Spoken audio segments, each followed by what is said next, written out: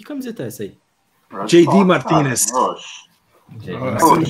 Só o vermelhinho aqui assim, você já sabe. Essa lista aí já entrega, já. A minha que é sensacional, olha isso aqui, ó. Milonga. Baita música da Fresno. Baita música da Fresno. A minha é um pijama básico que está rasgado pelo Leopoldo.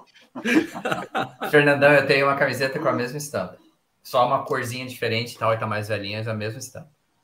Mas é Chico Rei também? Não, é alguma coisa que eu peguei imitação, paguei baratinho. Chico Rei tá na Livelo também agora, inclusive. Tá? É mesmo? Esses dias aí tava R$1 de Chico Rei, 10 pontos Livelo. Doris Burke atrás de mim, a gota. Hoje eu fui trabalhar com uma Chico Rei. Aí, ó. Aqui tem a almofada que eu comprei e não precisava, tá vendo? Aqui, ó. Que eu comentei no grupo. Aí, ó. Que beleza. Vamos começar, vai. Já deu muito tempo aqui. Vamos lá.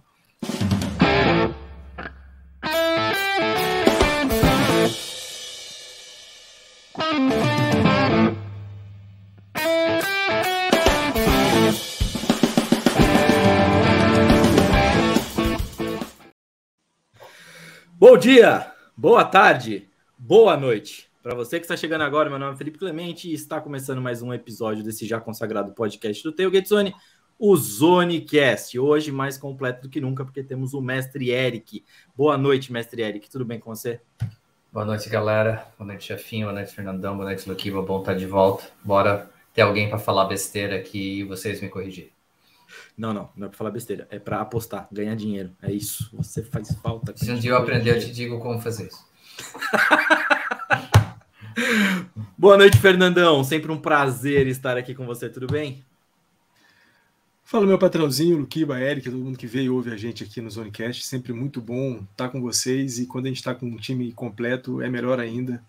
Saudade do Mestre Eric aqui entre nós. Vamos em frente. Vamos falar de basquete. Muito basquete. É isso. Bastante. Deu uma tremida.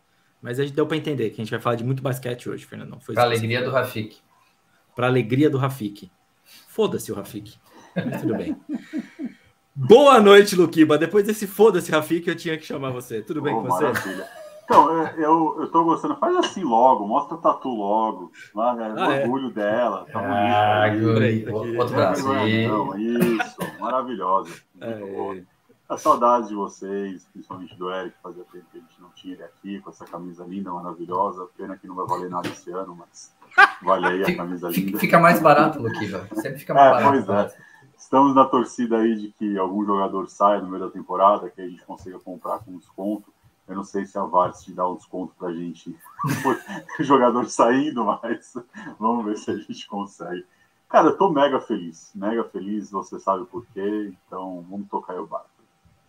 É isso aí mesmo. Então, como sempre, aquele jabá maravilhoso que está na tela. Não esqueçam de nos seguir nas redes sociais. Tailgate Zone no Instagram e no Facebook e Tailgate Zone _BR no Twitter. Também estamos no cu. A gente já falou que não sabe mais ser relevante. Provavelmente eu vou tirar esse cu daí. Não vou deixar mais nosso cu exposto. Entendeu? Mas está aí ainda. Para quem quiser, @Tailgate Zone também no cu. E, como sempre, como eu gosto de falar, tem o nosso site www.tailgatezone.com.br e eu acabo de descobrir que eu não consigo digitar e falar ao mesmo tempo. Sofro de um grande problema aqui. Então, como eu não posso ficar quieto, porque é um podcast, tem gente que está só ouvindo e não está vendo, então não dá para ficar quieto muito tempo. Então, mas é isso. Também, depois desse jabá, que foi bem feito, muito bem feito, mas um pouco pausada, temos também o do YouTube. Então, você que está nos vendo, como eu disse, você que está nos vendo, mesmo vendo nossas carinhas, você já está no nosso canal. Se não está no nosso canal, você está nos vendo em vídeo pelo Spotify. Mas saiba que estamos no YouTube também. Então, você pode entrar no canal do Tailgate Zone, que tem lá para você se inscrever no nosso canal, deixar um comentário nesse podcast, ativar sininho, deixar like e tudo mais. Porque além desse podcast, do ZoneCast, temos entradas extras, temos vídeos e temos muito conteúdo sobre o Pan-Americano. Pan-Americano esse que não posso deixar de falar, certo, Fernandão? O que faremos em outubro, meio de outubro, final de outubro? precisa deixar um negócio correndo aqui embaixo, assim. É isso que eu estava digitando enquanto eu estava tentando apresentar. Então, enquanto o Fernandão vai falando, eu vou digitar e vou deixar aqui embaixo. Pessoal que está ouvindo a gente e vendo também, de outubro até novembro, estaremos numa cobertura integral dos Jogos Pan-Americanos de Santiago, no Chile. Como vocês viram nas nossas redes sociais, o Tailgate Zone foi credenciado pelo Comitê Olímpico Brasileiro para fazer a cobertura, só que, claro, essa cobertura é do jeito Tailgate Zone de se fazer, independente, e é independente porque a gente não tem patrocínio nenhum, a não ser o seu patrocínio. Então, essa tarjinha que está correndo aqui embaixo, apoia.c/tznopan 2023, é a maneira que você tem para contribuir para a realização desse projeto do Tailgate Zone. Então, passa lá, apoie, do jeito que você puder fazer. Se tá ruim de grana, não tem problema.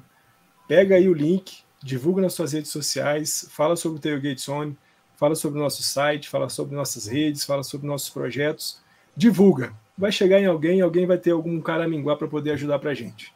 Faz isso. Gostei do caraminguá. Gostei. E assim, se vocês não ajudarem, Mohamed Menal vai descobrir onde vocês vivem. Se serve como incentivo. Não, eu também queria só mandar um abraço efusivo ao nosso querido Rafão, um gigante de coração peludo, que tem coração de ouro. Apesar de escolhas ruins, tem um coração de ouro. Ele escolheu a gente, não foi escolher ruim. Então, até relógio quebrado acerta 2 vezes a hora. Então... Então, beleza. Já feita essa parte de abertura cheia de jabá, cheia de tudo, vamos para os nossos pontos da semana. Não tem mais hoje na história. E a gente já explicou por quê. Corta, chuta, para primeira base! É isso aí. Então vamos começar. Tem muita coisa, o Fernandão falou, tem muito basquete. Sim, eu me perdi, obviamente, por isso que eu estou enrolando para falar agora, enquanto eu abro a minha segunda tela aqui para ver o que a gente vai falar, qual que era o começo desses pontos na semana. Então nós começamos com uma notícia maravilhosa, algo que aconteceu essa semana no draft da WNBA. Nós tivemos Stephanie Soares sendo a 4ª escolha geral do draft, o que é um marco gigantesco para o basquete brasileiro, se assim podemos dizer, porque é a primeira jogadora saindo de college sendo escolhida num draft da WNBA, uma brasileira fazendo isso, né? Então é muito marcante, é histórico, e a Stephanie faz muito jus a esse hype que ela está recebendo agora. Eu tenho algumas coisas para falar sobre ela, mas antes eu gostaria de ouvir de vocês qual foi a sensação de ter isso na nossa segunda-feira. Foi segunda-feira do draft. Me confundi aqui. Quem vai? Não falou quem? todo mundo quer falar e todo mundo travou. Só para dar mais trabalho pro chefinho editar depois, né? Vocês são foda. Mas não, cara, deixa eu começar, porque é legal a gente esclarecer algumas coisas que são importantes, né? Quando a gente fala do cenário da Stephanie, é legal porque não só a questão do 4º pick, mas a questão que um time trocou por esse pick. E por que eu falo isso? Porque lembrem-se que o contrato de first rounder da WNBA não é garantido. Não é que nem os outros esportes que a gente acompanha, não é que nem a NFL, não é que nem a NBA. A própria MLB, eu sei exatamente a regra, mas os caras vão lá e já põem uma grana em cima, então é difícil. Então a gente está falando de salários em torno de 60, 70 mil, que são salários baixos dentro do esporte profissional americano, e existem apenas 144 vagas dentro do roster dos 12 times da WNBA. E a gente tem gente como a Diana Taurasi, que está jogando vai para a 20ª temporada, a Sue Bird, ainda bem que aposentou a temporada passada. Então, é comum, não se assustem, é comum um first rounder não entrar no roster no início da temporada. Mas, como ela foi escolhida logo no início do draft, e um time foi lá e buscou ela através de trade, a probabilidade dela ficar é muito grande, e o que é legal para ela poder se recuperar 100% da contusão e poder realmente colaborar com a equipe, com o Dallas, né? Quando ela tiver 100%. Então, esse ponto é bem importante, e é legal também a gente falar da disparidade hoje em dia do dinheiro que as atletas... O basquete universitário feminino está num momento maravilhoso, e você tem atletas como a Angel Reese, que o valor de NIL dela está em torno de 1,2 milhões hoje. Você tem a Clark, que está em torno de mais de 1 milhão também. Então, quando a gente fala assim, a moça não saiu, não foi para o draft, por quê? Imagina, cara, se você ganha 1 milhão e o teu salário no primeiro ano é 60 mil, em 2 anos a mais de college você ganhou tudo que você vai ganhar provavelmente com um profissional se você não for jogar na Europa. Então, existe todo um cenário que a gente tem que trabalhar na WNBA de trazer um ROI, né? O esporte tem que trazer um ROI, o esporte está num contrato laboral que é terrível para jogadoras. Ele se baseia na receita de anos atrás e quando ele foi assinado. Até as coisas boas a gente tem que ler nas linhas pequenas do contrato, né? Então, vai ter charter flight agora esse ano para back-to-backs e para playoff, só que não tem nada garantido para a próxima temporada. Então, assim, uma alegria gigante, uma probabilidade gigante dela ficar e de ela poder colaborar e poder crescer, que é importante para o basquete feminino brasileiro, pelo que vocês estavam conversando ontem no grupo. O momento também não apesar de que a gente tem outras jogadoras no college, o momento não é dos melhores, mas tem que reconhecer todos os desafios aí que ela vai ter pela frente. Esse é um bom ponto aí que você trouxe de contratos e tudo mais. É bem interessante. E eu esqueci o que eu ia falar. Mas, Luquiba, pode ir falando, ou o Fernandão pode ir falando enquanto eu vou lembrar. Não, eu fiquei... A minha reação foi a nossa querida Bob Esponja, né? Então, vocês sabem qual que é a reação Bob Esponja.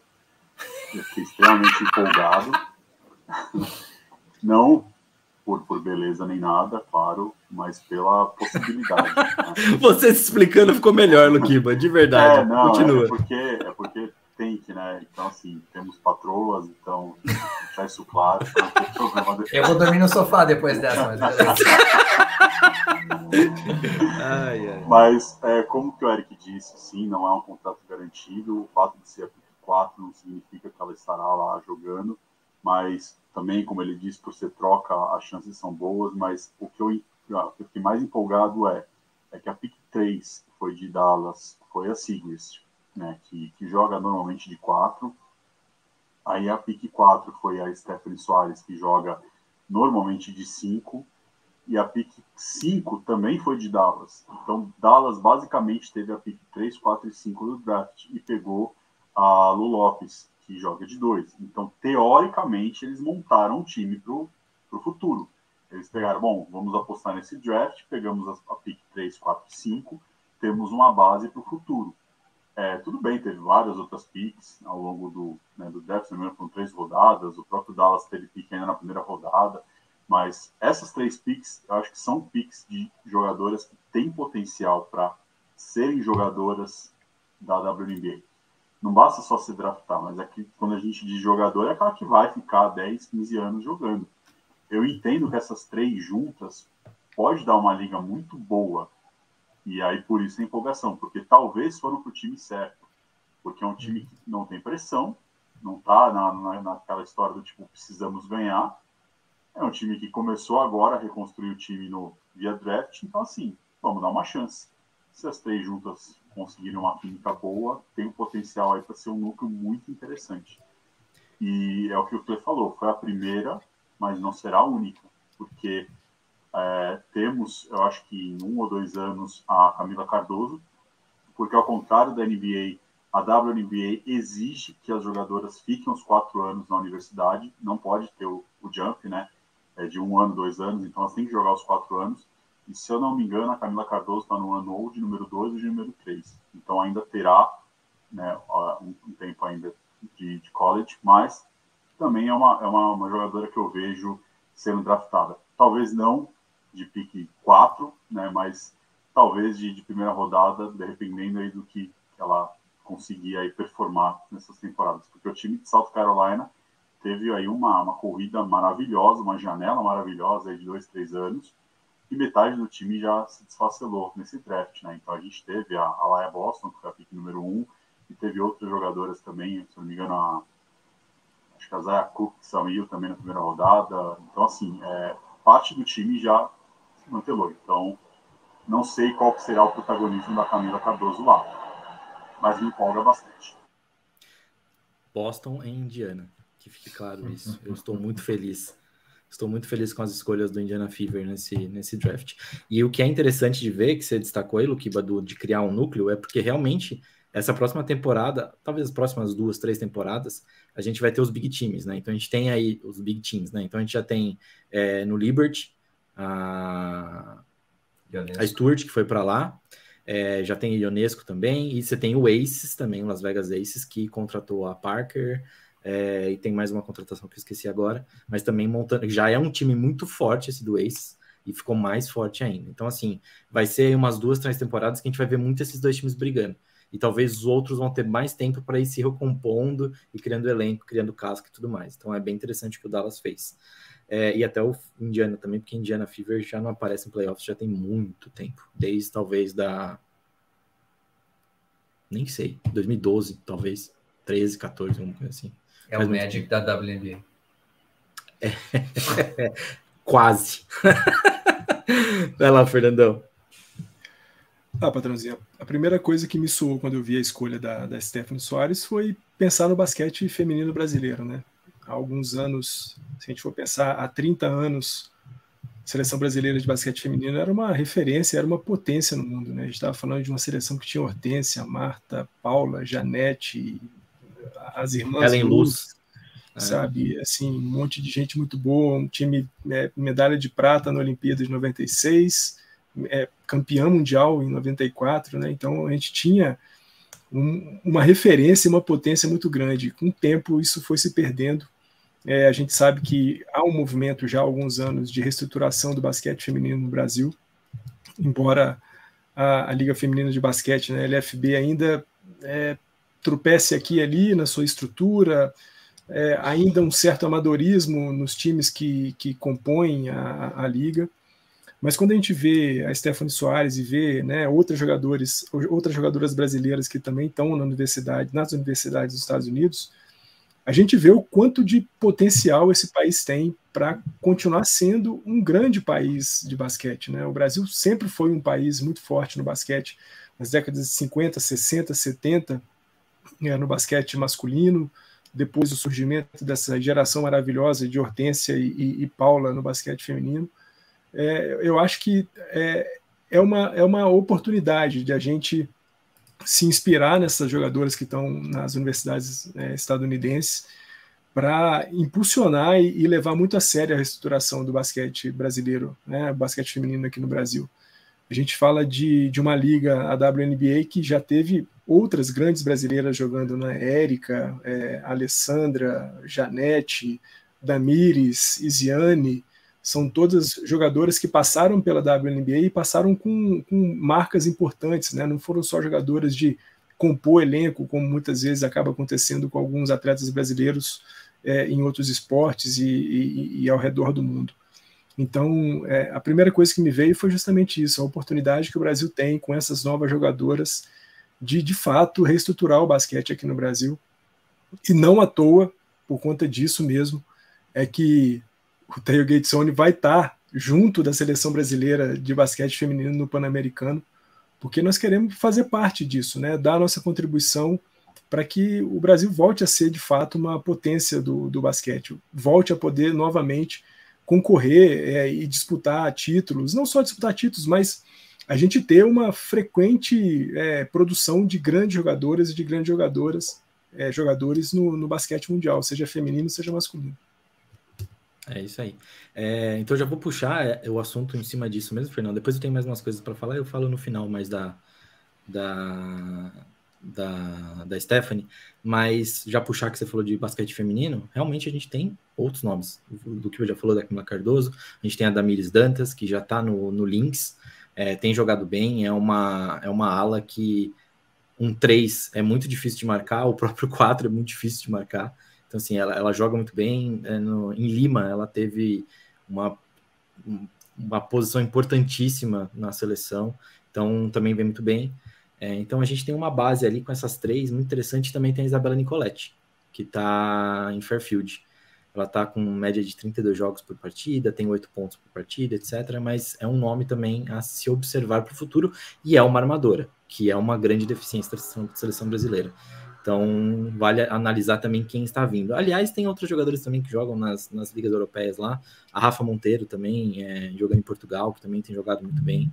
Então, esse núcleo, essa nova base vem forte e é importante, porque a gente já ficou fora de 2 mundiais consecutivos, a gente perdeu as Olimpíadas de Tóquio, a gente não foi, e é a primeira vez que isso acontecia com o Brasil desde 92.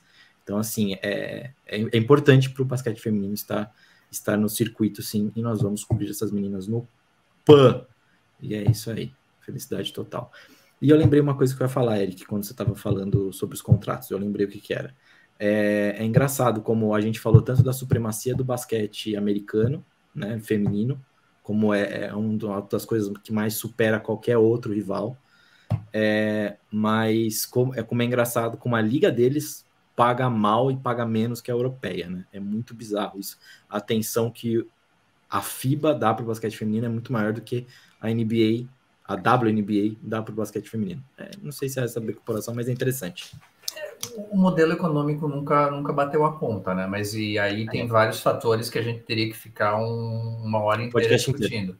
Só que uma coisa assim, eu realmente acho, e foi uma coisa que eu comentei com a Bianca semana passada, eu acho que o momento do esporte feminino nos Estados Unidos tá crescendo. Eu tô falando de futebol feminino, porque, cara, 4 anos, 5 anos atrás, aquela liga não faliu, eles se reconstruíram, hoje dá ótima audiência em campo, os times que estão montando, o time de Los Angeles, o time de San Diego, cara, estruturas ótimas, passando na Paramount Plus, aí você fala do college basketball. Por mais que eu falei que os 5 anos para terminar o bargaining agreement é ruim, por outro lado, eu acho que pode ser bem interessante, porque eu acho que pode pegar no momento em que esteja mostrando assim, cara, é viável financeiramente, tem público, o pessoal assiste, vai valer a pena. A gente chegou até a falar num dos podcasts aqui quando a gente retornou que a final da WNBA, essa última final da WNBA, foi uma das mais assistidas em muitos anos, com uma receita também recorde. Então, realmente esse momento é bem interessante. E fiquem atentos quando a WNBA voltar. Para acompanhar, nós vamos trazer mais notícias esse próximo ano. Só para ressaltar, né, patrãozinho? A gente falou no episódio passado também sobre a audiência da final do college masculino e feminino, quanto, né, o feminino superou a final do masculino. Não só no jogo, né, que foi mais legal de se assistir do que o masculino, mas também em números de audiência, a maior audiência da história do college feminino. Então, de fato, isso que o Eric trouxe é importante. Pode ser que os 5 anos ainda demorem a passar, mas vão se acumulando coisas para que nesse 5º ano lá, quando for renegociar, falar, olha, esses 5 anos aí, vocês viram quanto que foi legal o negócio? Acho que agora merece um olhar diferente para a gente. É isso aí. E a possibilidade dos jogadores da NBA agora, no novo bargaining agreement da NBA, poderem ter propriedade, poderem ter sociedade nos times da WNBA vai trazer um impulso gigantesco. Agora, Felipe, eu quero fazer uma pergunta para ti e eu quero realmente te provocar. O que tu falou ontem no grupo, tu e o Rafiki, que Janete foi maior do que Paulo e Hortência? A gente viu jogar. É tendencioso. Na minha cabeça foi recency bias de um jeito exatamente. Assim, foi, mas foi isso mesmo. Foi exatamente isso. Foi exatamente isso. Um soco nessa careca linda. Vocês ouviram o Paulo mas foi exatamente isso. Cara, é que eles pegaram a parte final, né, Fernando? Exatamente. A Média Paula, por exemplo, não, eu peguei longe de falar que a Janete não jogou muito, jogou absurdamente. Não, mas não tem condição um negócio desse. Eu tava perto da hora de dormir, eu não queria entrar na discussão, mas assim, nem na seleção, nem na WNBA, ela nunca foi a primeira opção no auge das outras atletas. Então, você pode me trazer números dizendo o aproveitamento foi melhor. Claro, estava aberto, porque Paulo e Hortência traziam a marcação. No Houston, Cheryl Swoops era a craque do time. Então, eu queria realmente bater em vocês na hora que vocês falaram aquilo. Não, mas é o bias. É exatamente o que a gente conversou já em várias vezes para trás. Aí. É justamente isso. E tem outros ques a mais aí também, mas aí a gente não quero falar disso não, porque eu também não vou... Ei, Luquiba, caiu aí, ó. Caiu e deixou a nossa tela torta. Peraí que eu arrumo a tela aqui enquanto isso. Mas o Eric vai ficar com o nome de Luquiba. O Eric tá fazendo papel de Luquiba. O patrãozinho, só para falar de Pan-Americano, né? A gente vai cobrir o Pan-Americano desse ano. A Stephanie Soares fez parte da seleção brasileira de basquete feminino no Pan-Americano de Lima. E falando de Paulo e Hortência, por favor, o que essas duas fizeram no Pan-Americano de Havana foi algo que... surreal. O que elas fizeram na final, né, durante toda a Copa do Mundo de 94 e também na Olimpíada de 96, é espetacular. O que elas fizeram nessa final do Pan-Americano foi sem nome. E o que a Hortência jogava na década de 80 era qualquer coisa fora do comum. Ginásios lotados, cara. Interior de São Paulo era guerra civil no time de Piracicaba, time de Novo Horizonte, tipo, era maravilhoso, cara. Era maravilhoso. Mas é exatamente isso. Tenta convencer alguém mais recente que viu o Shaq que o sei lá, que o carinho é muito melhor. O carinho é melhor. Entendeu? É isso, é o bias. Mas assim, não, eu entendo, tá? Eu falei aquilo puramente com o coração, mas eu entendo. Eu não quero nem criar discussão em cima disso. Foi só para fazer o mestre Eric dormir com palpitação. Com raiva, exatamente. E só para poder concordar com o Rafik um pouco, porque cansa discordar do Rafik. Mas brincadeira, vou falando um pouquinho mais aqui da Stephanie, então só para a gente encerrar. 22 anos, caminhando para os 23 anos. Ela começou numa universidade com uma liga menor, uma liga chamada de NAIA, que são programas menores de basquete. Depois ela foi para Iowa, em Iowa ela se destacou, então ela teve só... Esqueci quantos jogos ela teve agora, também não anotei, mas ela não conseguiu a temporada inteira justamente por conta da lesão. Né? Conta da lesão. Uhum. Exatamente. O ligamento cruzado do joelho estourou, então ela também teve uma temporada reduzida, mas nessa temporada foram 13 jogos, achei.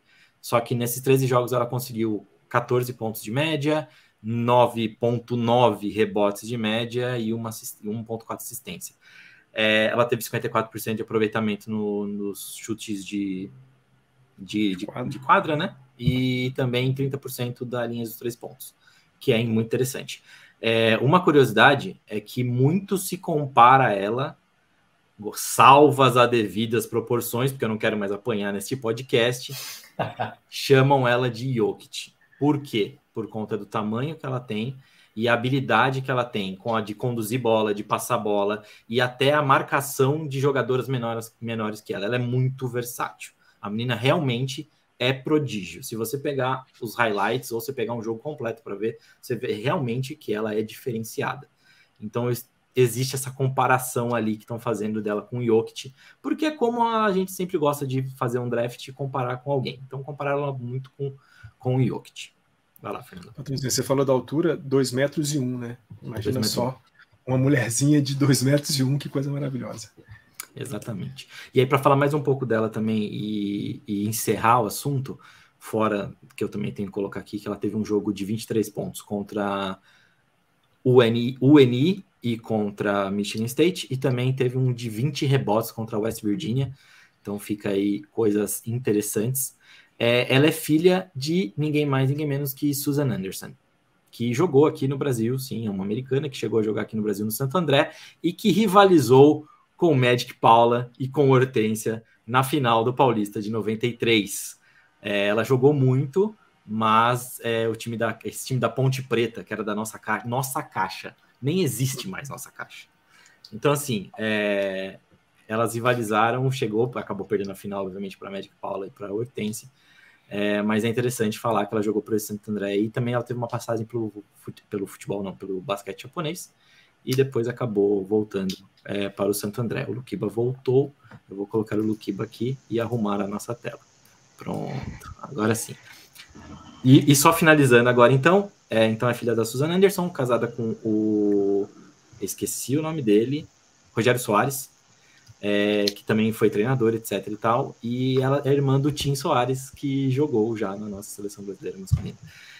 E para fechar uma história, só que é muito curiosa, que eu estava lendo e eu descobri isso, eu achei muito engraçado, apesar de triste.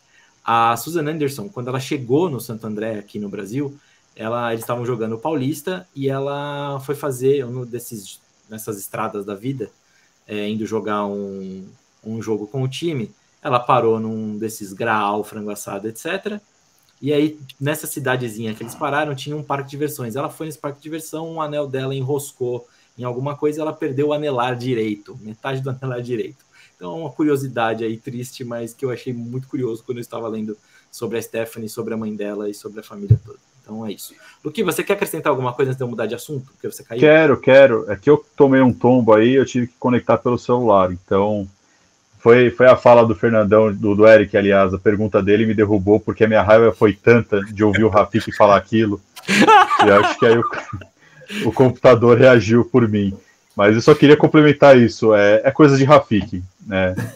É tipo de comentário dele, que fala que o Jeter é o melhor shortstop da história da liga. Então, por aí você consegue já entender o nível de conhecimento da peça, então não vale. Só me estranhou o nosso querido patrãozinho concordar com isso. Isso é uma coisa que me estranhou, mas a fala do Rafik, para mim, eu já ignoro, já é automático. Vou esclarecer de vez isso. Eu vi a Janete jogar no bolão aqui em Jundiaí, tá bom? Então tem um carinho especial por conta disso. Mas é isso. Fechamos aqui, então não falamos mais desse assunto, porque foi sentido por todos. Mas enfim, nós continuamos no basquete. Sim, nós continuamos no basquete, porque nós vamos falar sobre o jogo que teve ontem de Lakers e Timberwolves. E a pergunta é clara, eu nem quero discorrer muito sobre isso, porque eu acho que a gente não tem que ficar entrando na polêmica. Eu acho que a gente só tem que falar o seguinte ponto. O Timberwolves cavou a própria cova contra o Lakers, ficar sem Rudy Gobert e ter um time rachado para chegar no play-in. Foi cavar a própria cova? Passava pelo Lakers ou não? Eu acho que são 2 pontos, Clay. Primeiro, foi a construção do elenco do time do Minnesota. Era um time que era interessante, faltava talvez alguma coisa para dar uma liga. O Rudy Gobert era esse cara? Não sei. Não vou saber responder isso. Ficou caro, né? E foi caro. Muito caro. Mandei para vocês que isso vai ser um 30 for 30 lá para frente. Não, com certeza. Esse é o típico de troca que você altera o curso de uma franquia. Isso me lembra muito Nets e Celtics naquela troca do Paul Pierce, que hoje a gente tem Jaylen Brown e Jason Tatum por conta dessa troca. Então, assim, é o tipo de troca que você altera o curso. Eu não sei se isso vai funcionar para Utah, pelas picks, não dá para saber. Mas para Minnesota, com certeza, não foi uma troca ruim. Não tem nem o que falar.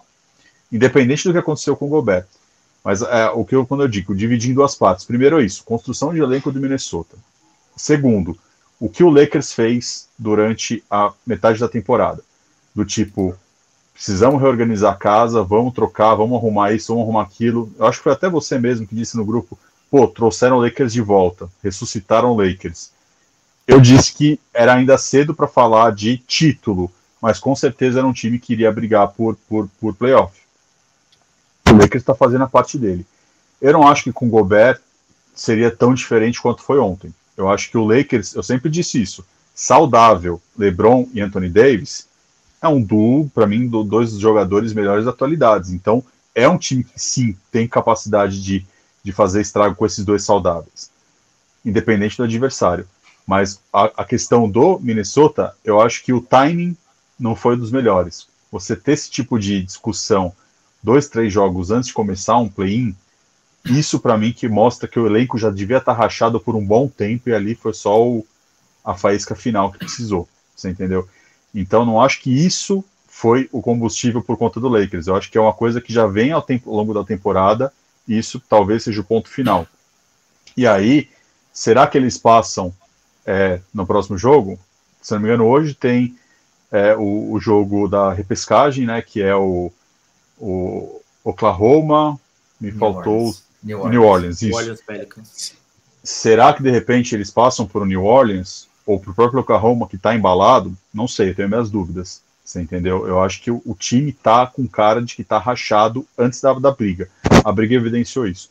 Agora a questão do Lakers, eu acho que é independente disso. Eu acho que o Lakers já tinha acertado nas trocas que fez, é o que a gente falou. Não dá para entender essas trocas. Parece que o pessoal abre as pernas pro Lakers, tipo, não, beleza, pode levar, faz o que vocês quiserem, é isso, e vai embora. Os caras conseguem reorganizar o time toda hora, trocando a troco de nada. Pega jogadores bons, não paga nada, limpa salário ruim. Eu espero que esse acordo coletivo acabe com isso, não só para o Lakers, mas para todos os times. Então eu acho que são esses dois pontos. Eu acho que não dá para você colocar os dois juntos. Eu acho que são duas coisas separadas. Interessante. Eu vou deixar o Fernandão por último, porque é o time dele, né? Então ele com certeza deve ter visto ontem, deve ter visto com mais carinho. Eu não vi o jogo, assim, tudo que o Luquinho falou, concordo 100%. A única coisa, o que eu vou acrescentar, em relação à tua pergunta específica, ontem ele fez falta. Lendo sobre o jogo, ele fez falta, porque para variar, o Karl-Anthony Towns entrou em foul trouble, não tinha ninguém para marcar o Anthony Davis. Eu acho que a diferença de rebotes ofensivos foi absurda a favor do Lakers. Então, Posso fazer só uma pausa? Uhum. Nos dois jogos, a diferença de rebotes entre os dois times, nos dois jogos de ontem, foi a chave da partida. Tanto para os Lakers quanto para o Hawks no jogo de mais cedo. Foi bizarro isso, ver o Capela com 21 rebotes. Então, assim, ele faria diferença ontem? Faria. Se daria um resultado diferente, eu não posso falar porque não vi o jogo e a gente também não sabe o que aconteceria. Mas você tinha que suspendê-lo porque ele deu um soco no companheiro e aqui a gente também já aprendeu, não pode chamar ninguém de bitch, porque senão vai dar porrada. Mas sabe o que é o interessante? Aí a única coisa que eu acho legal, que eu lembro que eu falei isso na época da troca, a troca do Conley pelo Russell, ontem o Conley jogou muito mais que o Russell, muito mais. Quem salvou o Lakers foi o nosso querido alemão Dennis Schroeder. Então, eu continuo achando que aquela troca foi mais vantajosa pro Wolves do que pro Lakers. Apesar de que, com certeza, o Russell vai marcar 80 pontos no próximo jogo para calar minha boca.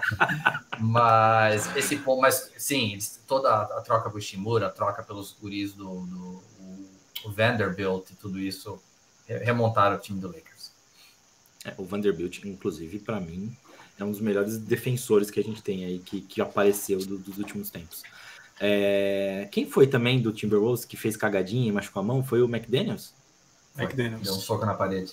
Deu um soco. Olha que inteligência, né? Vai lá, Fernandão. Primeiro eu vou fazer uma defesa do D'Angelo Russell. Pontuou pouco, mas distribuiu bem o jogo, então. Mas eu acho o Conley muito mais jogador do que o Russell, então tá tudo certo. Eu acho que, sem dúvida alguma, você fazer uma briga no último jogo da temporada regular para disputar uma partida de play-in, claro que faz muito sentido no ambiente, e o Luquiba fala, né, da possibilidade de que o ambiente já não tivesse muito bom e que aquele dia foi só o dia que pingou a última gota, é porque a briga aconteceu na metade do segundo quarto. Sei lá, se fosse faltando ali 3 minutos para acabar o jogo, um negócio muito pegado, o cara tivesse feito uma merda, beleza, você vai lá dar um safanão no cara, porque fala, pô, não marcou, então não fez isso, aquilo. Mas, pô, no meio do segundo quarto, o negócio é muito cedo. Você dar um soco na pessoa é muito cedo. Então, eu acho, estou com o Luquiba nisso, né, que quando você tem LeBron e Anthony Davis saudáveis, é difícil bater, mas também estou com o Eric quando ele disse que é claro que a presença do Rudy Gobert, que foi defensor da NBA quantas vezes, né, durante quantos anos foi o melhor defensor da NBA. Você tem um cara como o Rudy Gobert, que ainda que não tenha funcionado muito bem no Minnesota Timberwolves, fazer a marcação em cima do Anthony Davis, sobretudo quando o Cat tem problemas de falta, seria fundamental. Então, poderia ser que os Lakers vencessem a partida da mesma forma como venceram? Sim, mas talvez... Por como o jogo se desenrolou, o Lakers correndo atrás o tempo inteiro de Minnesota, não sei. Talvez a repescagem, quem tivesse que jogar amanhã, possivelmente contra Pelicans, fossem os Lakers e não Minnesota. Mas eu estou feliz. Estou começando a sentir que vai dar. Não sei se título, mas eu não sei, eu estou com um negócio gostoso dentro de mim, que nós vamos bater os Grizzlies, eu acho. Vamos em frente. Eu já vou dar aqui minhas bold, tá bom? A primeira. Vai passar o Pelicans hoje. O Pelicans vai ganhar. Isso não é bold. Você não acha? Não. Eu acho. Então tá bom. Eu acho que é difícil. Eu acho que o Pelicans é favorito, até porque por ser o 9 jogando em casa. Não, então tá bom. Mas eu acho que o Timberwolves não passa de nenhum dos dois. Nem de Pelicans, nem de OKC. Concordo. Eu também acho isso. E o Lakers vai cair só pro Warriors, tá? Eu já tô avisando aí vocês. Eu posso falar para vocês gostam sempre de falar que Vegas sabe das coisas. Eu acabei de pegar aqui uma odd que as chances de título do Lakers pagam menos do que a chance de títulos de Memphis, por exemplo. Sim. Então, assim, eu não acho nenhum crime falar que o Lakers pode ir longe nos playoffs. Foi o que eu falei pro Fernando, eu não acho esse time para ser campeão. Porque eu não acho que eles têm elenco que vai sustentar uma série longa de 7 jogos, depois mais 7 jogos, depois mais 7 jogos. Eu acho que se eles conseguirem varrida, ok, aí vocês conseguem um fôlego, mas se desgastar bastante nessas primeiras rodadas, eu não vejo esse time chegando até a final. Mas já dá um ar diferente para um time que, para mim, até a metade da temporada era time para brigar por lottery pick. Exatamente. E o Warriors, hein? O Warriors em 7 jogos é difícil parar. Mas eu também nunca vou duvidar de Papai LeBron. Nunca vou duvidar de Papai LeBron. E eu quero muito ver o Rômulo gritando Papai LeBron roubou meu coração durante os playoffs no Amazon Prime. É isso aí. Beleza. Passando aqui, pra gente fechar com chave de ouro as discussões, depois eu vou deixar o Luquiba falar rapidamente sobre um feito que aconteceu essa semana aí, que ele tá bem contente. Mas, rapidamente, investigação no Mavericks. No jogo que poderia decidir uma classificação para play-in, qualquer coisa do tipo, uma classificação do Mavericks, eles tiraram todo mundo de quadra, deixaram o Doncic jogar por 14 ou 12 minutos, uma coisa assim também só, e acabaram perdendo. Estão fora dos ficaram fora dos playoffs, mas garantiram uma pique. Talvez. Aumentar a probabilidade de conseguir a pique. Conseguir a pique deles. Isso é uma tremenda de uma filha da putice, Eric, não tem outra palavra. E o que fazer para evitar? É só investigar e culpar ou não, a investigação não vai dar em nada? E aí? Cara, 7 ou 8 outros times fizeram a mesma coisa nas últimas semanas da NBA e a gente só tá falando do Mavericks porque o Jason Kidd é um mau comunicador. Só por isso. Ele é um grande filho da puta também. Isso, ele é um mau comunicador. Então, cara, foi a melhor decisão para a organização.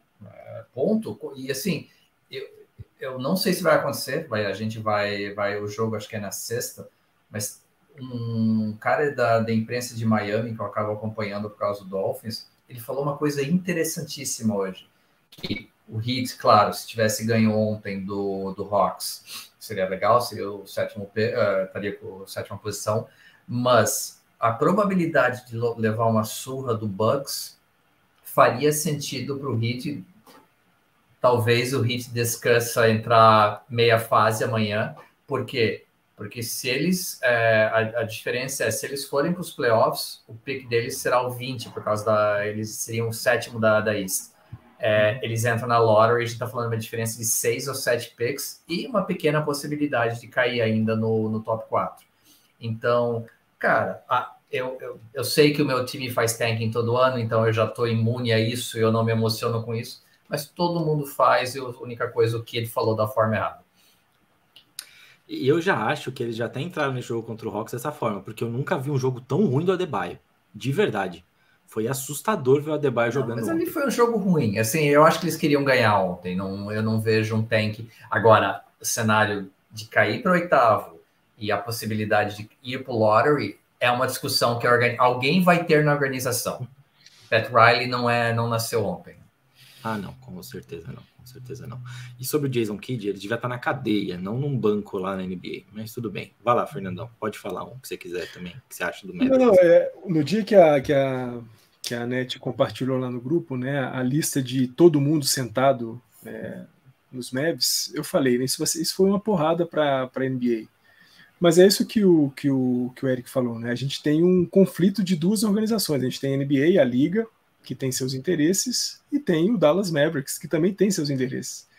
E talvez, nesse momento, até por conta de alguns movimentos que eu acho que foram bem ruins dos Mavs durante essa temporada, faria muito mais sentido brigar por uma coisa melhor no draft do que perder na próxima fase dos playoffs e não ter nada no draft. Então, essa é a frase chave. Ainda bem que você falou, Fernandão, que a gente tem que deixar claro. Se o Mavs fosse para os playoffs, eles não teriam um pick esse ano no draft, no first round. Então, eles fizeram a escolha de ter um pick no lottery. Isso é bem importante a gente falar. E é isso, é um conflito de interesses de organizações. Aí, agora, assim, e eu fico pensando, o que a NBA pode fazer contra o Dallas? O quê? Não sei. Multar? Beleza, multa lá. Fala, vai pagar $5 milhões de multa. Tá, pago 5 milhões e acabou. É isso que é triste, porque efetivamente mesmo não tem nada que impeça isso de acontecer. Você pode justificar que o cara tá cansado, tá lesionado, qualquer coisa. Então é muito difícil, realmente.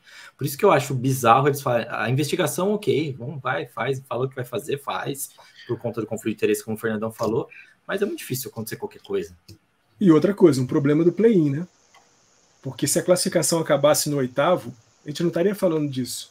Exatamente. Mas aí seria outro problema, tá? Aí seria o problema de times começarem o tanking bem antes. Assim, a gente tem que falar o lado positivo do play-in. Cara, o Magic só fez tanking nos últimos 4 jogos, porque ainda tinha uma possibilidade de colocar a garotada para jogar. O Pacers começou bem antes do tanking, cara. Bem antes. Então... O Eric ficou puto com isso. Deixaram o papelzinho sonhar e depois cortaram lá na raiz. Portland começou muito antes. Então, o play-in ajuda nisso. Eu particularmente, primeiro, eu não gosto nunca gostei dos playoffs NBA. Eu não acho que você tem que classificar 8 para cada conferência. Eu acho que ali já era o aborto, porque sempre tinha o 8, era um time com campanha de 50%, ou um jogo acima de 50%, ou na grande maioria abaixo de 50%. Então isso para mim é uma coisa que sempre incomodou. Eu acho que tem que fazer uns playoffs do tipo 1 ao 6, e aí o 1, provavelmente o 1 e o 2 tem um bye na primeira semana, fazer algum esquema desse para você deixar um playoffs mais competitivo. Segundo, não tem o que fazer contra tanque. Não tem o que fazer. Todas as ligas sofrem com isso, você não tem o que você fazer. A NBA já tem o caso da lottery, que você, beleza, é uma medida eficaz, porque nem sempre o pior time vai ser a primeira escolha. Não acabou. Vou xingar acabou. O Walter daqui a pouco. Não, acabou, mas fora isso você não tem mais o que você fazer. Você entendeu? Todo ano a gente vê isso acontecer. O Mavs foi por conta do Jason Kidd ter falado aquilo publicamente, mas todo mundo sabia que isso ia acontecer. Então, assim, não é nenhuma novidade. Vamos fazer alguma punição para falar que eles fizeram alguma coisa, não estamos contra, mas não tem o que fazer, cara. Você não tem o que fazer. A gente já cansou de ver isso acontecer e vai continuar acontecendo, porque é o que o Eric falou, você tem que pensar no melhor da sua franquia, não no melhor da liga. E o que é melhor para a franquia? Você ganhar um jogo, ir para os playoffs, tomar um pau nos playoffs, porque você não vai ter time para ir longe. Então, assim, não adianta nada. É o caso de Miami, é o que o Eric falou. Ele foi perfeito quando ele disse isso. Miami tem chances contra Boston numa série de 7. Contra Milwaukee não tem chance. O time de Miami não é projetado para jogar contra Milwaukee. Então não tem o que fazer. Eu não me surpreenderia nada, é o que o Eric falou. Eu não me surpreenderia nada. O Miami perder esse jogo para Chicago, ou não lembro contra quem Chicago joga. Mas para mim faz sentido você fazer isso e não faz sentido você punir, porque a regra é essa. Você tem que pensar no futuro da equipe. Para mim, Dallas, o erro foi lá atrás. Deixaram o Brunson embora. Ali já foi o erro do time. Aí depois fizeram outro erro de trazer o Kyrie. Todo mundo sabe que o Kyrie é um cara que vai acabar com o vestiário. Eles fizeram isso para tentar satisfazer o Doncic. O Doncic, vamos lá. O próprio Doncic falou, eu não gostei do que aconteceu, eu quero sair. Então, assim, você arrumou 2 problemas para sua franquia. Você entendeu? Você tentou melhorar, você piorou a franquia e fazendo essa escolha, você deixou puto, teoricamente, o futuro da sua franquia. Então, assim, você tem que pensar no que é melhor do seu time. Eu acho que faz parte o tanque. A gente cansou de ver várias franquias fazendo isso. Eu acho que isso não é passível de punição. Para mim, passível de punição é outras formas que você tem de você conseguir fazer o tanking. Tipo, vou trocar todo mundo. Isso, para mim, eu acho que é mais grave do que você chegar no último jogo e você não escalar esses caras. Tem franquia, o que você falou. Desde o começo da temporada, fez uma limpa do tipo, beleza, foda-se tudo, vamos trocar, por quê? Vamos pro tanque. Isso, basicamente, todo mundo teve esse desespero porque a gente tem o bonecão de posto aí esse ano. Porque é um draft, não. É um cara que pode mudar o curso da franquia. Se não tivesse ele, você não veria vários times fazendo esse tanking como eles fizeram a temporada inteira. Não estou falando de Dallas. Dallas faz sentido por conta de você ter uma pick para escolher esse ano. Eles não estão preocupados em ser uma pick 1, estão preocupados em ter uma pick. Agora, vários outros times já abriram mão da temporada antes da temporada começar, porque a gente pode pegar um cara que vai mudar a nossa franquia, então não vamos competir um ano inteiro. Eu acho isso medonho. É só pegar os outros dois times do Texas, né, Luquilo? Sim, exatamente. Dois times do Texas. Começaram a temporada já pensando no bonecão. Spurs, pelo amor de Deus. Os caras... Rockets, né? Não, Rockets tudo bem, já são 2-3 anos ali sendo os piores da liga. Não tem. Agora Spurs não, a gente sabe que tinha time para ser melhor do que foi. Você entendeu? Então, assim, a construção foi essa. Eu acho que a única forma de você punir é, primeiro, mudando o esquema de playoffs. Eu acho que aí já começa você valorizar os playoffs. Segundo, enquanto você tiver esse esquema de draft, não vai adiantar, vai ter time fazer tanque. Não tem como você punir. Você entendeu? Você vai punir falando, você não pode escalar na última rodada. Beleza, os caras vão fazer como os outros times fizeram. Ficar o ano inteiro sem escalar os caras. E só pra gente dar informação, né? A gente tem que dar a informação exata. Se o Dallas tivesse ganho os últimos 2 jogos, não iria para os playoffs. Então, a gente tem que dar a informação completa. Se o Dallas tivesse ganho os 2 últimos jogos, não iria para os playoffs e teria perdido o pick, porque aí o Chicago ficaria com um recorde pior do que eles. Ah, delícia, né? Aliás, é Chicago e Raptors que estão jogando, tá, Luke? Bom, e o Raptors está ganhando. Sobre mais isso aí do Lottery, para quem não entende, tem a loteria do draft da NBA. Então, o draft que a gente fala é sempre aquele selecionamento, a seleção dos calouros que chegam da universidade. E aí a NBA faz tipo uma porcentagem, pega os 14 piores ali, os 14 piores colocados, e aí faz uma porcentagem. O pior colocado tem maior porcentagem, tem 14%, acho que é 14%, se eu não me engano, 14%. E depois ele garante uma escolha número 5, top 5 para o primeiro. Ele não fica abaixo do que isso, mas não é garantido que você vai ter a primeira escolha. Exatamente. Então, eu odeio isso. Eu acho péssimo, porque, para mim, tudo bem, teoria da conspiração, pode me xingar, mas eu acho que a probabilidade disso aí ser uma fraude absurda é gigantesca.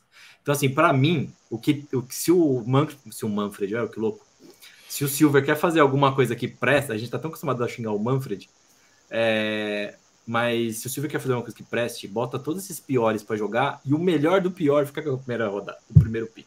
É isso aí. Faz os caras lutar pela pique. Fazer uma taça com eles, patrãozinho. Exatamente. Eu acho interessante esse consolation, só que aí você vai premiar, não vai premiar o pior time.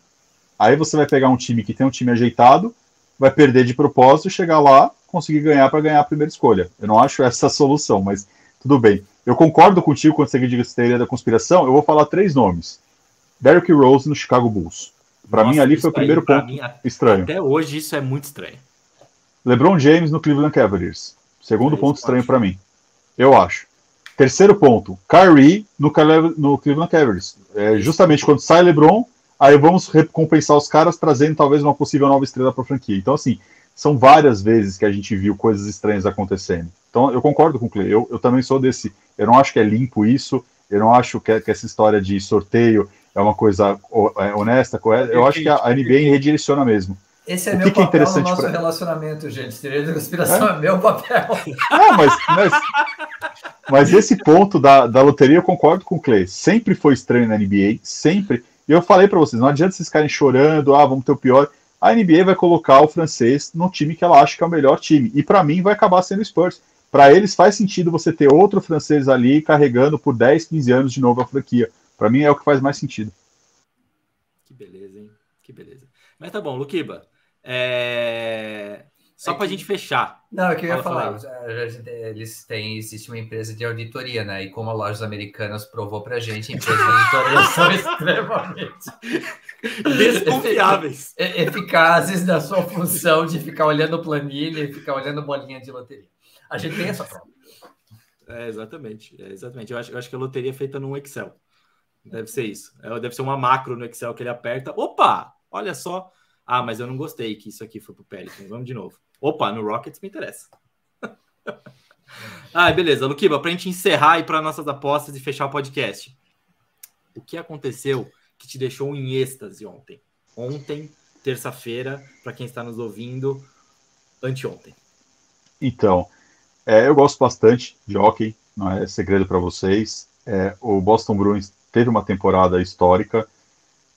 conseguiu garantir, semana passada, o maior número de vitórias de uma temporada por uma franquia, quando conseguiu a vitória de número 63, só que faltava o recorde de pontos, porque nem sempre você ter o maior número de vitórias significa que você tem a maior quantidade de pontos.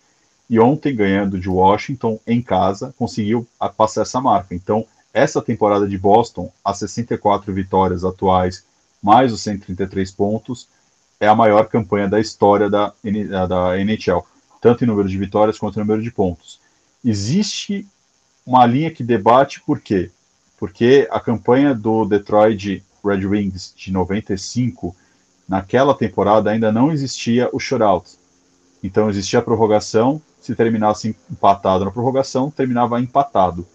Então, as vitórias que o Boston teve, as 64 hoje, 4 foram via shootouts. Então, se você for pensar nessa linha, Boston conseguiu 60 vitórias em tempo regular, mais prorrogação, sem ser o desempate. Então, por isso que às vezes pode ter um debate dizendo que a campanha de Detroit foi mais vitoriosa do que a de Boston.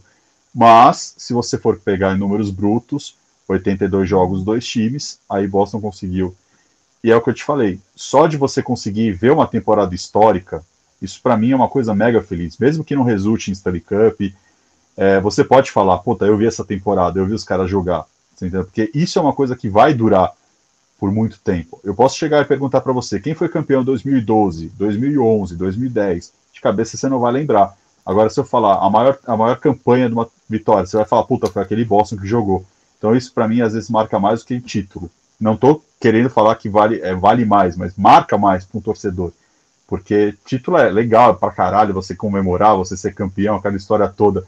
Só que você vê uma história acontecer, isso para mim tem um valor muito maior. Então eu fiquei mega feliz por conta disso. Pode ser que o Boston ganhe e coroe ainda mais a temporada, mas pela temporada que a gente teve, já foi fantástico. Vou fazer uma pergunta maldosa. É maldosa mesmo, eu tô ligado disso. Essa temporada do Red Wings foi a que eles foram campeões, né? Foi. Então, se vocês tiverem a melhor campanha e não forem campeões, vocês vão ser iguaizinhos àquele Golden State Warriors que bateu o recorde do Bulls e não conseguiu porra nenhuma, tá bom? Não, exatamente. Só isso que eu queria falar. Mas a questão é essa, o título tem esse peso para a mídia, com certeza. A temporada de Tampa empatou o recorde de 62 vitórias e perdeu, não foi campeão. O time foi varrido na primeira rodada de playoffs. E ninguém fala da campanha de Tampa, com certeza. Não estou querendo falar que o título não tem esse peso. Com certeza, se o Boston não chegar e ser campeão, boa parte da imprensa vai esquecer, vai chacotar por conta disso. Mas eu, como torcedor do Bruins, fiquei feliz por conta disso. Né? A minha felicidade é isso. Eu ver o meu time fazer uma campanha histórica. Então, foda-se a imprensa. Adorei, Luquiba. E agora que me liguei, eu posso dizer que eu vi ao vivo um jogo do Bruins na temporada histórica. Nem tinha me ligado nisso. E meu pé frio não matou o time. Não caiu o avião, não. Muito bom. Muito bom. Tá vendo? O Bruins está à prova de pé frio do Eric. Ou seja, essa temporada vai ser campeão. É campeão. Invicto. Prepare-se. Prepare-se. Então, beleza, vamos apostar. Show me the money! Jerry, you better yell! Show me the money! Eric, como eu não preparei previamente com você e eu peguei, eu separei aqui, como a gente falou bastante no NBA, eu separei as odds para quem for o campeão dessa temporada. Então, eu peguei 3 times que estão com odds interessantes e trouxe para cá. E eu acho que são times que têm possibilidade. Por que não? Então, a gente está falando aqui de Warriors, pagando 8,5, então cada real apostado paga 8,5 reais. Temos o Lakers, para cada real apostado paga 17. O áudio está quebrando. O áudio está aqui. Tá melhor? Agora sim. Tá melhor, beleza. Então, Warriors pagando... Não, tá melhor? Não? Agora eu tô te ouvindo sim. Agora tá? Então tá bom. Então, o Warriors está pagando 8,5 para cada real apostado. Lakers está pagando 17 para cada real apostado. E 76ers está pagando 11. Eu ia fazer exatamente a pergunta do terceiro nome que tu falou. Esse é um nome que me chama atenção para apostar. Não é favorito, nem para sair do leste, né? Porque é uma carnificina ali o top 3 do leste. mas eu gosto desses odds aí de 11,5. Tipo, se tu for pensar, é a temporada do Embiid, é o ano do Embiid, vai ganhar MVP e vai levar o time para ser campeão. É um conceito de aposta interessante. Com essas odds é legal. É o cara a quem eu apostei, inclusive. Apostei em 76ers por conta do fator Embidão. Que capaz de ser o Embidão MVP da temporada, por justamente todas as coisas que a gente já conversou aqui. E aí, Luquiba, o que tu acha? Você viu o meu bracket. Eu coloquei 76ers campeão também. Então, não, eu acho interessantíssima essa aposta. Eu só questionaria para você 2 outros pontos que eu acho que vale a pena. Não para ser campeão, mas para chegar nas finais. Quais são as odds do Sacramento Kings? Eu não peguei essa, Luquiba. Vou ficar te devendo. Eu lembro que eu tinha visto que era boas, bem apetitosas. Pagava acho que mais de 20. Todo mundo tá falando no Warriors, né? Exatamente. Todo mundo tá falando do Warriors, mas assim, Sacramento teve um ataque fantástico, teve um rookie fantástico, encaixou o jogo. Eu acho que assim, ninguém tá falando de Sacramento, mas o que o Sacramento fez na metade da temporada pro final é time que embalou e eu ficaria de olho. Então, não para ser campeão, mas para pelo menos chegar às finais, eu acho que tá pagando mais do que 20. Acho que também é outra coisa interessante aí. O meu ponto com o Sacramento, e minha desconfiança com o Sacramento e não apostar neles, é porque eu acho que a experiência vai pesar.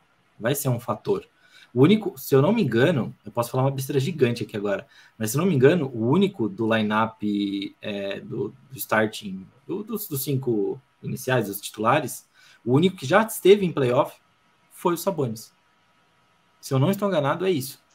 Então, assim, eu acho que isso vai pesar muito, muito, muito mesmo. Contra um time que é muito azeitado, que já está acostumado, que já está calejado, e que, você pega o Curry num dia iluminado, ele vai marcar, 60 pontos e fudeu.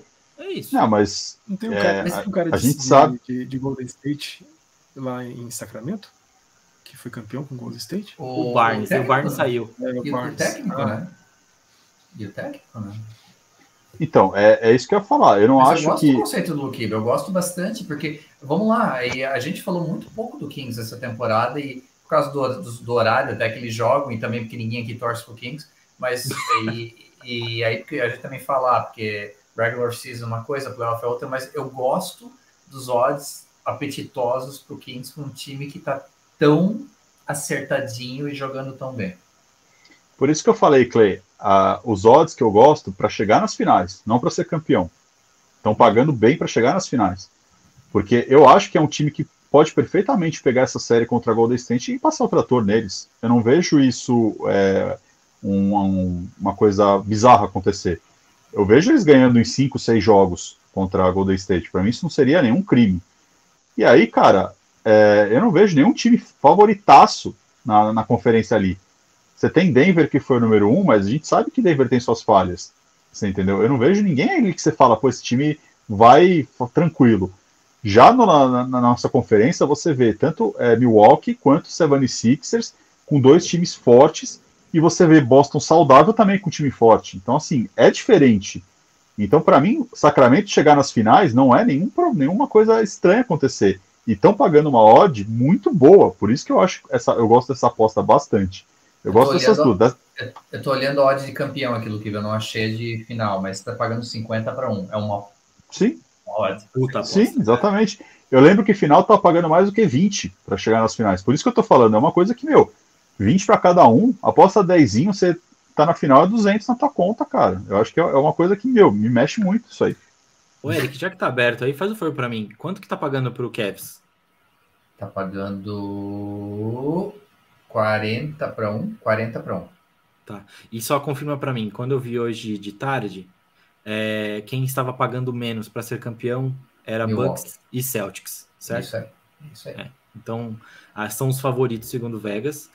Eu também acho que essa deve ser a final do leste, mas o caminho do Cavaliers é um caminho que passaria pelo Bucks. E eu não sei se de repente dá para aprontar lá com aquela garotada que tá no Cavs também. Então eu acho interessante também. Eu não sei quantos jogos do Cavs vocês viram esse ano. Mas, cara, o Donovan Mitchell tá... E não, tá absurdo. Tá absurdo. Tá iluminado. Tá encaixado o time, tá encaixado. Quando eu fiz o bracket, eu não contava com a derrota do Miami para Atlanta, tanto que eu até falei pro Fê. Eu achava que Miami passaria e passando, levaria a série contra Boston. Boston contra Atlanta, eu já fico mais confiante no time de Boston. Eu acho que o time de Boston é mais encaixado para jogar contra Atlanta. Só que provavelmente a semifinal vai ser Boston e Filadélfia. E do outro lado, provavelmente vai ser Milwaukee e Cleveland. Eu vejo fácil o Cleveland passando por Milwaukee. Para mim não é nenhum crime isso acontecer. Eu só não vejo o Cleveland passando por Filadélfia. Eu acho que o time de Filadélfia contra o time de Cleveland, Filadélfia cresce bastante. Agora, Cleveland jogando contra Milwaukee, jogando contra Boston vai ser igual. Eu acho que é um jogo totalmente aberto. Contra Milwaukee é favorito, claro, mas eu não acho nenhum crime Cleveland ganhar. Cara, Denver tá pagando 10-1. O number one seed no Oeste tá pagando 10-1.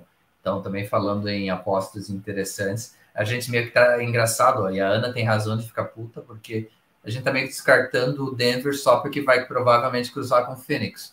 Cara, eu acho que Denver deve levar essa série contra a Phoenix. Eu acho que Denver leva. Inclusive, a minha final da NBA é Nuggets e Celtics. Eu acho que o Celtics vai levar. E é justamente pensando nessa possibilidade de jogar contra o Cavs numa final do Leste. Olha só eu descartando meu grego favorito de novo. Que maldade. Eu tô muito maldoso ultimamente. Mas eu acredito em Boston e Nuggets e eu coloquei Nuggets levando. Desculpa, Luquiba. Eu gosto muito do Celtics, mas coloquei o Jokic levando. Eu acho que o Jokic precisa ganhar um título logo. Eu não acho nenhum crime, Clay. Eu acho assim, você tem que ser consciente. Eu vejo esse time de Boston contra Milwaukee, eu acho esse time de Boston favorito. Contra Milwaukee, eu acho que Boston consegue ganhar uma série contra Milwaukee. Contra a Filadélfia, eu já não tenho essa empolgação. Tá certo que na temporada Boston ganhou 3-4 de Filadélfia, mas a derrota foi o último jogo. As vitórias, 2, foi no começo de temporada. Então, isso para mim acho que é um peso diferente. Contra Cleveland, Boston acho que tomou varrida. Por isso que eu falo que são séries diferentes. Depende de quanto você encaixa o adversário. Eu acho Boston e Denver, uma possível final, é uma final aberta, uma série aberta. Eu não vejo nenhum dos dois favoritos. Acho que tudo depende do adversário que você vai pegar. Eu não estou otimista com Boston pelo caminho que Boston vai ter que chegar até a final. Eu acho que se Boston ficasse no número 1, talvez fosse um caminho mais fácil para Boston. Talvez. Porque você ia ter que pegar Cleveland no meio do caminho. Mas você ia se livrar de outros times que, para mim, são mais fortes para Boston contra outros adversários, talvez. É isso aí. Fernandão, quer acrescentar alguma coisa? Isso. A gente dominou a conversa. A gente dominou aqui. Esse lance das apostas, sabe? Eu fico ouvindo vocês aqui, fico aprendendo e aqui, enquanto vocês falam, eu fico imaginando um monte de coisa. Mas eu vou dar e não vou falar nada de aposta, porque eu não sei nada de aposta, mas vou dar um palpite bem boleirão, assim, aquele cara que não sabe nada e fala que o Flamengo é o maior time do mundo e tudo mais. Ou que fala que a Janete é maior do que a Paula e a Hortência.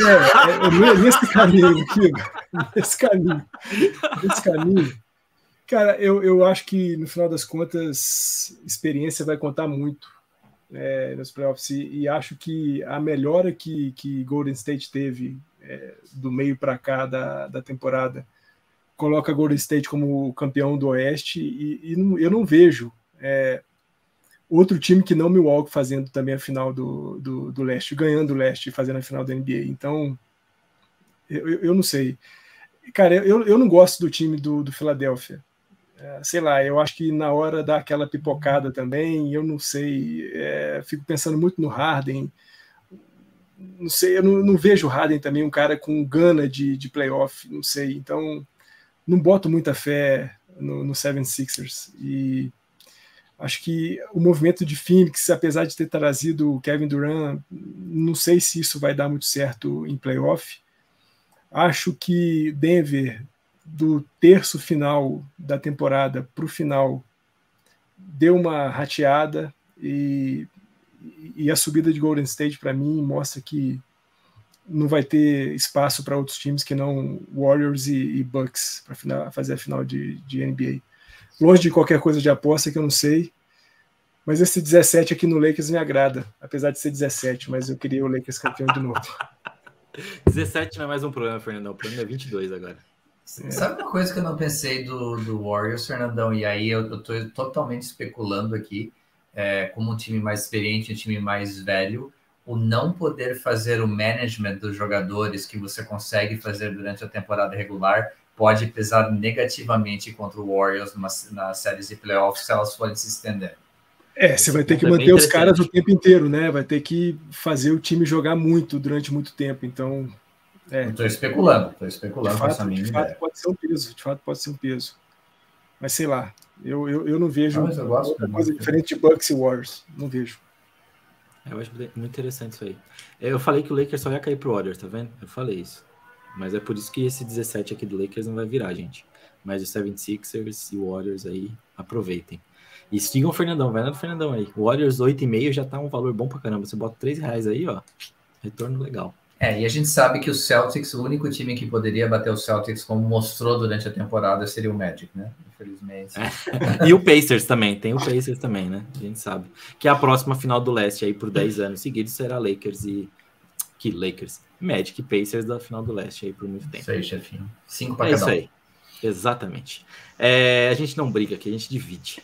Isso aí, eu tava nessa hype de vocês, mas depois que eu vi o Magic ao vivo... Você estava assistindo só os melhores momentos, Luquinha, mas você estava achando que era legal. Quando você viu a verdade... Exatamente. Tu não entendeu os cabelos brancos aqui, né? O Eric Mack empolgado, eu falei, pô, acho que vai ser um jogo interessante de ver, rapaz. Sem mentir bem, Luquiba. Mas, pô, o Eric é bom vendedor. Vamos para as dicas, vai. A dica.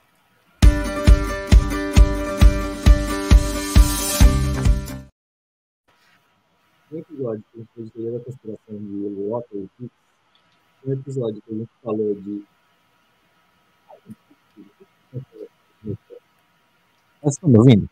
Essa porcaria aqui deve estar mudando de conspiração, né? Agora o trem ficou horroroso mesmo. Agora tá horrível. Deixa eu ver, fala de novo. Como que eu tô? Abafado. Abafado.